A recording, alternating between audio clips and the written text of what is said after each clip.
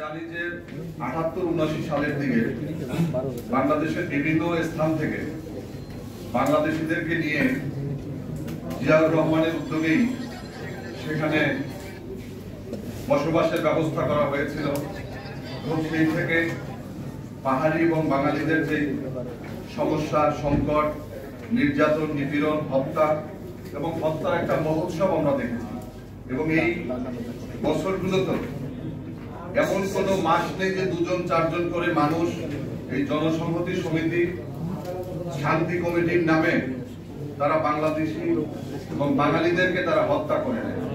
যার কারণে এটার একটা সমাধানের জন্য আওয়ামী লীগ একটা শান্তি চুক্তি করেছিল।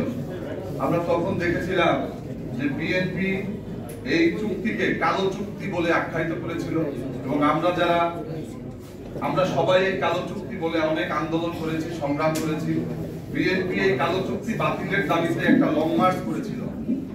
আমরা ভেবেছিলাম যে বিএনপি ক্ষমতায় যাওয়ার পরে এই কালো চুক্তিটি বাতিল হবে, কিন্তু 2001 সালে ক্ষমতা আসার পরে বিএনপি জামাত তারা কিন্তু এই চুক্তি, কালো চুক্তির ব্যাপারে কোনো পদক্ষেপ নেই। আজকে এই যে সমস্যা, এই সমস্যা বাংলাদেশের সমস্যা, এটা কোনো আঞ্চলিক, কোনো উপ আঞ্চলিক সমস্যা নয়। এবং আওয়ামী লীগ পর্যন্ত একই জায়গাতে ছিলেন যে আদিবাসী বলতে কিছু নেই, সবাই তারা উপজাতি।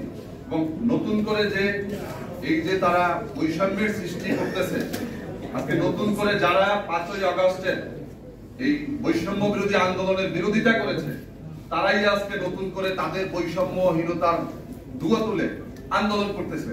আপনারা দেখেছেন যে এখানে ওমর ফারুক ত্রিপুরা, তিনি একজন নও মুসলিম এবং তাকে কিভাবে হত্যা করা হয়েছে।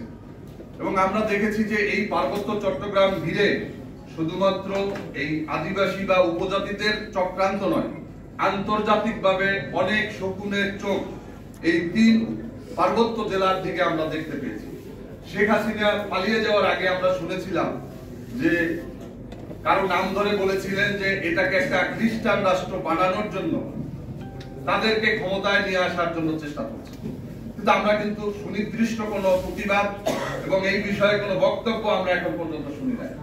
এটা একটা নতুন চক্রান্ত এবং তারা একটা খ্রিস্টান রাষ্ট্র প্রতিষ্ঠার জন্য আমেরিকা বা অন্য কোনো রাষ্ট্র যদি কোনো উদ্যোগ বা কোনো প্রকার তাদের পরিকল্পনা থাকে, এটা আমরা যারা বাংলাদেশের জনগণ, আমি বলতে পারি যে আমাদের শরীরে 1 বিন্দু রক্ত থাকতে আমাদের 1 ইঞ্চি ভূমি আমরা